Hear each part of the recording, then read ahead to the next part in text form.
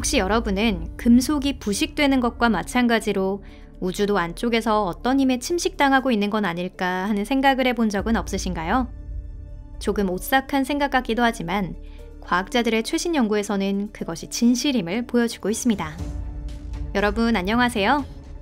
그 일에 대해 우리는 과연 어떤 것을 알게 되었을까요? 그리고 우리가 살아날 기회가 있을까요? 여러분, 여기는 토픽입니다. 이 영상에서는 새로운 우주의 공포가 여러분을 기다리고 있습니다. 흥미가 가시나요?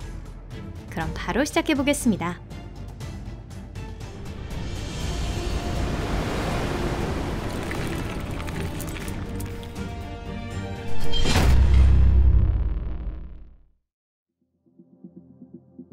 무엇이 우주를 팽창시키고 있는가? 우선 평소와 같이 처음으로 돌아가 우주의 주요 미해결 문제부터 시작해 보도록 하겠습니다. 그것은 우리의 우주를 가속시키면서 계속 팽창시키고 있는 암흑에너지라는 문제입니다. 암흑 물질과 혼동하시면 안 됩니다. 암흑 물질은 별들을 몰아서 은하로 만들고 별의 회전 속도가 올라가도록 채찍질하고 있는 물질입니다. 이 두 현상의 공통점은 이름의 성질이 불분명하다는 것을 의미하는 암흑이 붙어 있다는 것 뿐입니다.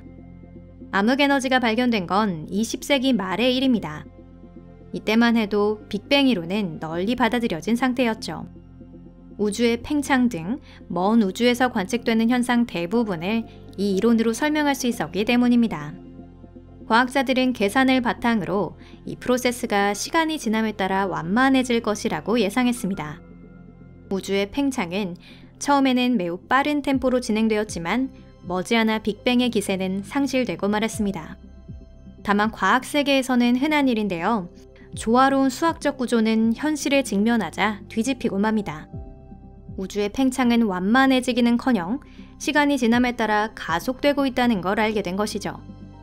그 후의 연구에서 이 도식이 틀리지 않았다는 사실이 증명되었습니다.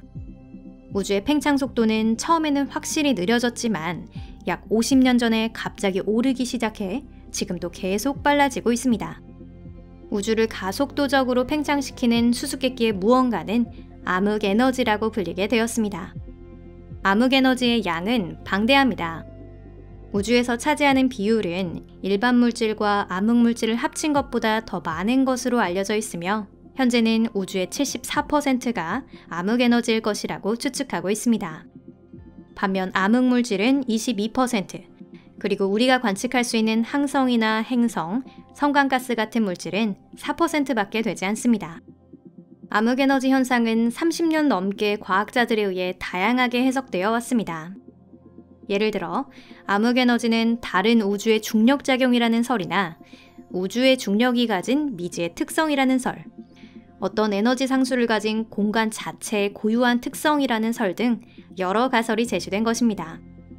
다만 모든 과학자를 납득시킬 만한 널리 받아들여질 만한 가설은 하나도 없었습니다. 치즈 구멍. 최근 조사에서는 암흑에너지와 보이드의 연관성에 관련된 지적이 있었습니다.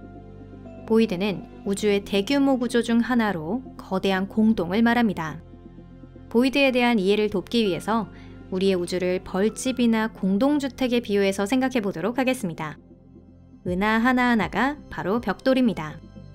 이런 벽돌을 많이 사용해서 필라멘트나 월 같은 더 큰 구조가 만들어집니다. 보이드는 공동, 즉 우리가 사는 집에서의 방 부분에 해당합니다.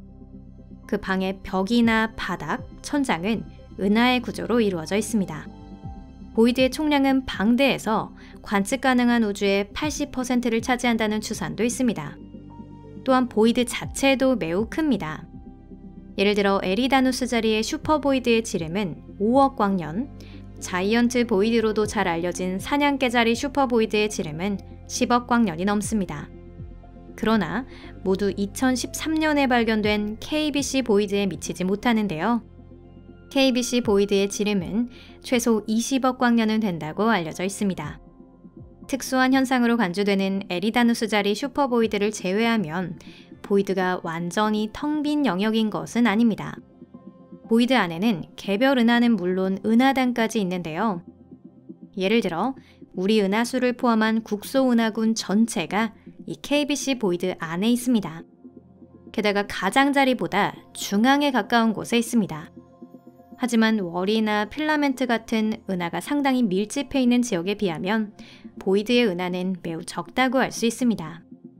또한 은하 자체도 보이드의 크기에 비하면 무시할 수 있을 정도로 작습니다. 비유하자면 끝없이 펼쳐진 아무것도 없는 바다에 둥둥 떠다니는 작은 섬과도 같은 것입니다. 현재까지 월, 필라멘트, 보이드가 형성된 메커니즘에 대해서는 알려지지 않았습니다. 우주의 대규모 구조를 구성하는 알려진 요소가 지구로부터 100억 광년 거리에 있다는 점을 감안하면 이는 우주가 탄생한 지 처음 수십억 년의 사건일 것이라 추측해 볼 수 있습니다. 즉 우리가 보고 있는 건 100억 년 전의 모습이며 이 구조는 당시에 이미 존재하고 있었던 것입니다. 어쩌면 이러한 놀라운 구조의 형성에는 암흑물질이 관여하고 있었을지도 모릅니다. 우주의 부식. 자, 암흑에너지와 보이드의 연관성 이야기로 돌아가 볼게요. 과학자들은 암흑에너지의 작용이 매우 독특하다는 것을 오래전부터 깨닫고 있었습니다. 암흑에너지가 우주를 팽창시키는 힘은 중력보다 약한 것으로 알려져 있는데요. 즉 암흑에너지는 인력으로 굳게 연결된 은하나 은하단에는 작용하지 않는 것입니다. 암흑에너지가 아무리 노력해도 근처에 있는 은하끼리의 거리를 떨어뜨릴 수는 없습니다. 하물며 같은 은하 내의 항성끼리 떨어뜨려 놓는 것은 더욱 불가능합니다. 하지만 아주 먼 곳에 있는 은하가 떨어져 있는 것은 사실입니다. 사실 암흑에너지도 이것이 계기가 되어 발견된 것입니다. 즉 우주의 팽창이라는 것은 자유로운 공간의 팽창을 말합니다. 그렇지만 모든 공간이 팽창하고 있는 것은 아닌데요. 최근 조사를 통해 보이드가 마치 우주의 대규모 구조를 밀어내듯 성장하고 있다는 것을 알게 되었습니다. 이것은 우주 공간을 안에서부터 침식해 나가는 녹과도 같습니다. 닭이 먼저냐 달걀이 먼저냐의 문제이긴 하지만 보이드와 암흑에너지 중 어느 쪽이 먼저인지는 현재 확정되지 않았습니다. 다만 아무래도 보이드가 먼저인 것으로 보여집니다. 이미 말씀드렸듯이 암흑에너지는 최소 50억 년 전 우주를 팽창하기 시작했습니다. 하지만 데이터를 보면 그보다 오래된 공동이 존재하고 있는데요. 그곳에 암흑에너지가 출현한 원인은 도대체 무엇이었을까요? 유감스럽게도 이 질문에 대한 답은 지금부터 찾아야 합니다. 이 새로운 가설은 보이드뿐만 아니라 우주의 미래에 관한 생각도 바꿔버립니다. 우주의 종언에 얽힌 여러 시나리오 중에 빅립이라고 불리는 설이 있습니다. 빅립설에 의하면 암흑에너지가 중력보다 강해질 때까지 우주는 가속도적으로 팽창합니다. 그렇게 되면 우선 은하단이 붕괴되고요. 그 후 은하 자체가, 그리고 나서 항성계가 붕괴되고 마침내 항성, 행성, 분자, 원자가 붕괴됩니다. 최종적으로 우주 전체는 흩어진 무수한 소립자로 구성되게 됩니다. 소립자가 공간의 팽창 속도를 추월해 다른 입자와 만나려면 빛을 넘는 속도로 이동해야 합니다. 하지만 그건 여러분도 아시다시피 불가능합니다. 이것으로 오늘 영상은 여기까지입니다. 여러분 끝까지 시청해주셔서 감사합니다. 여기까지 이야기를 정리해볼까요?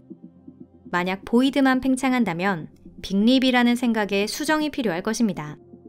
부식은 결국 우주의 대규모 구조를 무너뜨리고 월과 필라멘트를 파괴합니다. 보이드는 서로 융합하지만 은하나 은하단에 전혀 위협은 없습니다. 우리의 국소은하군과 같은 별의 섬이 될 뿐입니다.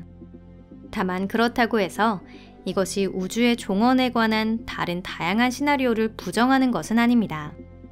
머지않아 성간가스가 다 떨어져 새로운 별이 태어나지 않게 되고 오래된 별은 서서히 사라지는 열적 죽음과 같은 시나리오도 생각해 볼 수 있습니다. 하지만 그건 또 다른 이야기입니다. 재미있는 이슈를 놓치지 않도록 구독을 부탁드립니다. 그리고 영상이 도움이 되셨다면 좋아요를 눌러주세요. 그럼 잠시 동안 작별입니다. 다음 영상에서 뵐게요. 안녕히 계세요.